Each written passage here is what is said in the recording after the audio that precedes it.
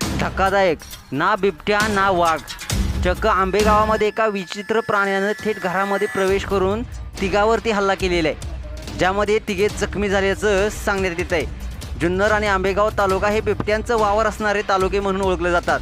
अनेकदा या बिबट्याकडून मानवी वस्तीमध्ये होणारा शिरकाव आणि केलेल्या हल्ल्यांच्या बातम्या तुम्ही तालुक्यामधून समोर आलेले पाहिलं असेल. मात्र सध्या समोर आलेली एक बातमी फारच थक्क करणारी अशी आहे. आंबेगाव तालुक्यामध्ये वर्षाच्या शेवटच्या दिवशी एका गावामध्ये चक्क घरामध्ये एका विचित्र प्राण्यानं धुमाकूळ घातलेला आहे. ही संपूर्ण घटना कॅमेरामध्ये कैद झालेली आहे. आंबेगाव तालुक्यातील मंचरजवळील शेवाळवाडी परिसरात हा सारा प्रकार घडलेला आहे. यामध्ये चक्क तरसाने तिघांना चावा घेत गंभीररित्या जखमी केलेले आहे. शेवाळवाडीतील सोंडेमाळा येथील एका घरामध्ये दुपारच्या सुमारास अचानक या तरसाने प्रवेश केला. कोणाला काही कळण्याआधीच घाबरलेल्या या तरसाने घरातील 3 सदस्यांना चावा घेतला.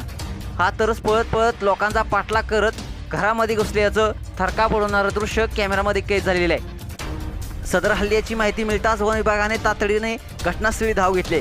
वन विभागाने जवळपास 1 तास कसरत करून या तरसाला अखेर जेरबंद करण्यात यश मिळवलं आहे. सध्या या हल्ल्यात जखमी झालेल्यापैकी एका व्यक्तीने हा घटनाक्रम सांगताना घरात शिरलेला हा अचानक तरस त्याने आमच्यावर कशा प्रकारे हल्ला केला, आम्हाला सावरण्याची वेळ देखील मिळाली नाही, असं या जखमींनं सांगितलेलं आहे. सर्व जखमीवर मंचर येथील खासगी रुग्णालयात उपचार सुरू आहेत. हा तरस नेमका मानवी वस्तीमध्ये शिरला कसा, असे अजून काही प्राणी या मानव वस्तीच्या आसपास आहेत का, या संदर्भातील तपास आता वन अधिकारी करत आहेत. अशा प्रकारे तरसाने थेट घरामध्ये घुसून चावा घेतल्याची घटना घडल्याने स्थानिकांमध्ये दहशतीचं वातावरण आहे. मित्रांनो, अशाच बातम्यांसाठी तुम्ही आताच या SS फोर्स या चॅनेलला सबस्क्राईब करा आणि अपडेट देखील राहा. धन्यवाद.